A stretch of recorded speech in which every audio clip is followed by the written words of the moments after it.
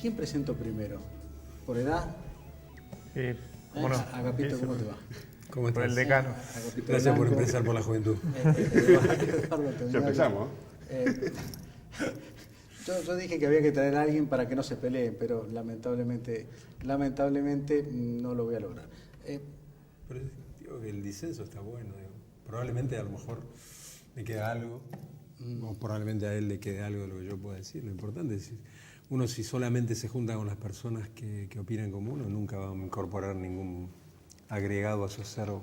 Ustedes fuera de micrófono, de cámaras como es acá, fuera del recinto, ¿se dicen cosas como se dijeron rata, no rata, derechoso, izquierdoso?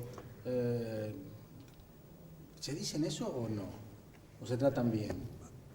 Tengo menos experiencia obviamente que Eduardo en el Consejo. Hasta ahora en algún punto me sorprende porque uno pensaría que después de determinadas situaciones se podría generar alguna rispidez en los pasillos, como quien dice, pero no lo veo ni de mi parte ni de parte de ningún otro concejal. Obviamente si a alguno se le sale la cadena y por ahí se va de mambo y no es lo mismo. ¿A vos se te sale la cadena? No, Sí, no se me suele salir la cadena. No. Ya, no hay que espantarse de nada, digo, estamos en un cuerpo legislativo local donde hubo escenas en algún momento de su historia no muy lejana de pugilato. Sí. Ya, me acuerdo algunas, Bueno, me acuerdo de Balisto Monti con Boazo. Pero ahí no hubo pugilato. No, Bueno. creo que no. No, creo que... Me acuerdo porque ya era más cercano, hubo algún roce, el otro día lo charlaba justo con Miguel Zamarini y con el chino Rosubo, tuvieron Sí. algún encontronazo. Pero a ver... ¿Después lo ves a Evaristo peleándose? No, pero sí lo veo a Boazo. Ah, a Boazo sí. Pero bueno, indudablemente la política tiene una cuota de pasión y Me muchas acuerdo que una vez le veces... pegaron una cachetada a Rolfo. Bueno, Rolfo, hablando de pasión, era un tipo... Era en su función de concejal.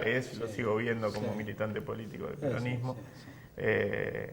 Recuerdo... Bueno, Rolfo le habían negado una oficina y fue y puso un escritorio en el hall del Consejo Municipal y le dio para adelante, ¿no? Bueno, va a aumentar 8 pesos el boleto porque se corta el subsidio nacional, se va a ir a 30 más que 8 porque a lo mejor le cortan a la provincia más dinero y tiene menos recaudación, entonces también corta subsidios provinciales, municipales, o eso se va a negociar. Si quieren empiezo Sí, diciendo... mirá, en principio, nada de lo que... Primero, nosotros estamos pidiendo a la intendenta que nos convoque. Cuando digo nosotros, de justicialismo mayoritariamente, estamos pidiendo a la intendenta que nos convoque. En 2 meses nos convocó, primero para la reforma constitucional, segundo para las balaceras, para de alguna manera repudiar la situación que se estaba dando con la justicia provincial. 2 temas importantes, 2 temas trascendentes, pero sobre los que seguramente nuestra, de alguna manera, competencia es lateral, ¿no? Sí. Institucionalmente no tenemos competencia, sí, como dirigentes políticos, seguramente, como sectores de la vida política de Rosario. Estamos pidiendo que nos convoque porque nosotros lo que creemos es que no tenemos que entrar en la discusión de dónde vamos a sacar precisamente, por ejemplo, esos 8 pesos o esos 1.000 millones de pesos anuales que va a dejar de percibir el sistema de transporte de Rosario a partir del retiro de subsidios nacionales. Y creemos que hay que hacer lo mismo que se hizo el año pasado, cuando gobernadores, intendentes, gestores de distintos niveles subnacionales, ¿no es cierto?, del Estado, se plantaron frente a la decisión del Ministerio de Dietrich y lograron que retroceda esa medida. Pero ahora tenés que ir a Washington a parar eso. Bueno, no me pinché porque Claro. digo, las llaves de la política económica nacional obviamente no las maneja ya Mauricio Macri, eso está claro, y esto parte de una política que anunció el presidente hace algunos días, que además asumió en ese discurso que esta política, se terminó el verso de la pobreza cero y se llegó a la etapa de asunción de que las medidas que va a tomar van a empujar a miles o a millones de argentinos a la pobreza. Lo del boleto tiene que ver con eso también. Si nosotros empujamos a que el boleto suba lo que tiene que subir si se le retira los subsidios, hay que aclarar, no hay lugar en el mundo en el que el transporte público funcione sin el aporte estatal. El transporte público funciona en todos los lugares del mundo con aporte estatal, porque es un servicio público. Igualmente, no hay lugar en el mundo que sea tan barato relativamente como la Argentina. No, no es así. Hay lugares en el mundo donde es gratis. ¿Cuál? En ciudades de Alemania, 5 municipios importantes de Alemania, el transporte público es barato, es gratis.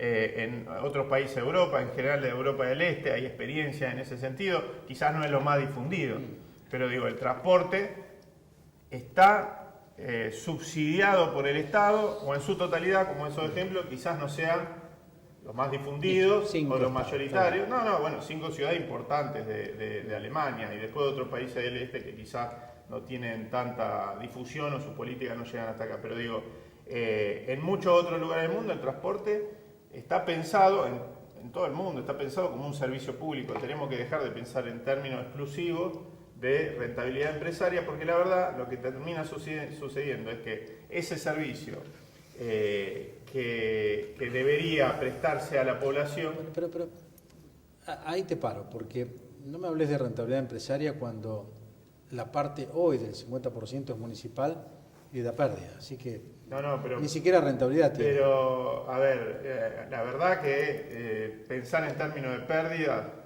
un servicio público, digo, desde la misma perspectiva, la salud en Rosario da pérdida. Ahora, es un servicio, y un servicio de primera necesidad. Pero acá no estamos... Bermúdez no tiene pérdida, o la familia en este caso, porque falleció Bermúdez, no tiene pérdida. Entonces, evidentemente, hay un sistema que en algún momento digo, y esto no es un problema, porque digo, nosotros proponemos la gestión pública de la totalidad del sistema de transporte, pero no es un planteo ideológico o ideologicista, es un planteo pragmático para lo que necesita hoy Rosario. En algún momento Rosario tuvo un sinfín de empresas, incluso tenía empresas familiares que tenían una unidad dentro de la línea, y servía para las necesidades de Rosario en ese momento. Lo que pasa es que se dio un proceso de brutal concentración, que tuvo un solo ganador, y que tuvo miles de perdedores que son los usuarios de la ciudad de Rosario. Pero eso es otra discusión. El retiro de subsidios no puede naturalizarse por parte del Estado municipal. Tenemos que pelear para que esto no suceda. ¿Por qué? Porque un boleto a 28, a 29, a 30 pesos no lo soporta no solo el bolsillo del usuario, sino tampoco el sistema. 8 pesos le retirarían a partir del año que viene del subsidio a Rosario. ¿Cuál es tu pensamiento? Porque vos estás del lado del mostrador, en la cual se retira el subsidio, y del lado del mostrador, que necesitas que no se le incremente 8 pesos el boleto al usuario. A ver, obviamente me toca tener una opinión diferente a la de Eduardo, en términos de lo que uno entiende cómo debe funcionar un Estado, digamos. Y la realidad es que nosotros hoy tenemos un país que está quebrado de los últimos 60, 70 años, que recurrentemente gastamos muchísimo más de lo que nos entra, y en algún momento hay que darle un corte, porque ningún país es viable de esa manera. En la década, para ir a algo más contemporáneo, en la década de los 80 se pagó con una hiperinflación, esa diferencia entre lo que nos entraba y lo que nos salía.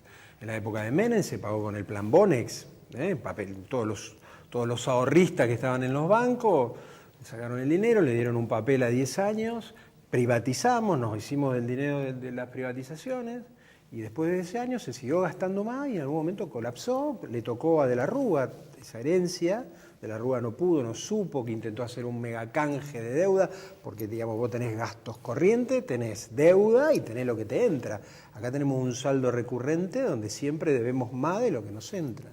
Entonces, después viene un periodo peronista, en el cual la Argentina está quebrada, en el cual entre lo que teníamos que gastar y lo que nos entra y lo que debemos, dijimos no le pagamos a nadie. Entonces automáticamente las cuentas se te empiezan a acomodar de una manera, pero seguimos otra vez gastando mucho más de lo que nos entra, a pesar de que el contexto internacional nos era favorable. Son políticas. Yo lo que creo es que todas esas políticas nos llevaron a tener, en el cual obviamente durante 1000 días el Estado Nacional, Mauricio Macri y nosotros tenemos una responsabilidad, por supuesto que la tenemos. Pero digo, esa responsabilidad hay que hacerse cargo, es transitoria porque hay continuidad institucional y el que viene no se puede hacer el sota de lo que pasó anteriormente. Pero yo lo que digo, nosotros tuvimos gobiernos anteriores que no lograron este cambio cualitativo. Digo, el 30% de pobre en la Argentina no tiene 1000 días. Ahora, ¿no crees que hay una recarga a la población, al común de los trabajadores, para revertir eso, lo que vos decís, 70 años de... Decadencia, decadencia. No sé si decadencia, me parece, porque no coincido. Una observación sobre sí, eso, no coincido por ahí. El año da 1948, o sea que quiero explicar algunas cositas. Bueno, déjame terminar Sí, la claro. apreciación. Digo, Si quieren corrijo más atrás. 73. No, digo, genérico, es el laburante, es el planteo de usuario. 70 años, lo dice constantemente el presidente Macri, lo dice Agapito en las sesiones, a veces dice 75, año 1943, más o menos lo mismo, es decir, volver a Robustiano Patrón Costa. Después explicamos quién es y quién es Robustiano Patrón Pero Costa. yo no estoy planteando volver a ningún lugar. Yo lo que No, digo, no, sí. yo lo que te, a No. ver, si vos tenés que en Las 1930... palabras no son ingenuas, ¿no es cierto? Las expresiones no son ingenuas. Ah, bueno, otra vez, a ver, estamos siendo videntes, ¿no? A blanco dice blanco, pero en realidad está queriendo decir 70 azul años, claro. está diciendo 70 años. Digo 70 años, Está podés decir diciendo, 40. Las leyes laborales está hablando de la posibilidad de tener vacaciones pagas, aguinaldo. Hay un discurso recurrente del macrismo que es que la necesidad de bajar el costo laboral para Dice que poder... ustedes quebraron el país. Sí, claramente. Ahora, ¿No qué es cierto? casualidad, dice que se gasta más, Perdón. le echa la culpa... Yo no digo que ellos quebraron el país. No, está 70 bien, pero años digo, gobernaron en el esos 70%. 70... No, También hubo mucho otros menos. gobiernos que fracasaron. Acá tenés una continuidad institucional. En esos 70 años, donde dice Agapito que se gastó más de lo que entró, casualmente las dos gestiones que tuvieron ejercicio con superávit fiscal fue una de Perón y una de Néstor Kirchner. Entonces, digo, hacer cargo al peronismo de esta situación, cuando además... Claro, es buen razonamiento. ¿A vos dónde te ubica en la etapa histórica de los demás gobiernos? 1910. Porque ahora estás en Cambiemos, venís del PDP. ¿Dónde te ubica en la etapa histórica de Menem, la etapa histórica Al ir de lo personal. Claro, porque... Y políticamente yo empecé a participar activamente en el pero a año nivel 2007. políticamente PDP... Digamos, si es por decir las sensaciones que tú tienes de un gobierno, obviamente arranco con Alfonsín. y ahí que eras opositor. No, yo fui al monumento cuando ¿A favor de sí, Alfonsín? por supuesto. ¿PDP a favor de Alfonsín o antes del A ver, PDP? que yo haya estado a favor de Alfonsín no significa que esté de acuerdo con lo que ocurrió O sea, que en también el es proceso de Alfonsín. partícipe. Obviamente Vos sos rescato partícipe la consolidación de la democracia. Te pregunto si vos sos partícipe Pero también... yo en la época de Alfonsín tuve que emigrar, digamos. También, sos partícipe también de los 70 años de crisis. Por supuesto. Por Bien. supuesto. Pero digo, yo respeto y quiero creer que lo que dice Eduardo y lo que dicen los compañeros lo hacen con honestidad intelectual. Digo, quiero creerlo. Lo que estoy diciendo es que se equivocaron. Digo, no digo que lo hayan hecho a propósito, creo que nadie en su sano juicio puede haberlo, pero me parece que nadie muy bien nacido puede estar pretendiendo o disfrutando de que existan pobres en la Argentina. Ahora, insisto con el planteo que venía haciendo. ¿Se le puede cargar a la gran parte de la población, a los trabajadores, esos déficits que hay y bueno, ahora ajustar? Porque acá también hay que decir que ha habido una fuga de capitales muy importante, ha habido una concentración de la riqueza fenomenal en estos meses y la corrida cambiaria tiene ganadores y tiene perdedores. Los perdedores van a ser solamente el usuario del transporte de Rosario, va a ser el trabajador, van a ser la ama de casa, los jubilados o... Pero es que, a ver, Fabricio, en realidad yo entiendo, creo y voy a defender a ultranza a este gobierno. ¿Por qué? Porque pretende, con sus formas, con su método, que en el final del camino, que en el final de esta historia, eso no ocurra. Ahora, la realidad es que viene ocurriendo, y viene ocurriendo desde siempre. Acá siempre pagan los mismos. Siempre paga lo mismo. Y el capital va, el capital viene. Los países que han intentado retener el capital, lo único que han hecho es empobrecerse. Y si no, tenés infinidad de ejemplos a lo largo de la historia de la humanidad. Ya ni siquiera... No, sí, yo por respeto intento dejar que termine y cierre la idea. A mí me parece que este discurso de la necesidad del esfuerzo de un país quebrado, un país pobre, como he escuchado, se termina cuando uno ve, como decía recién Fabricio, que acá hay ganadores y perdedores. Estamos asistiendo a un proceso de fenomenal endeudamiento de la Argentina, que vamos a pagar todos los argentinos, pero que algunos están utilizando en beneficio propio para fugar divisas. Ese endeudamiento no es para cuestiones productivas o para el desarrollo nacional. Entonces, si nosotros vemos que se ha efectivamente descapitalizado el Estado, producto de que durante todos estos años se ha retirado, por ejemplo, retenciones a algunos sectores más concentrados de la economía, ¿no es cierto?, primarios exportadores.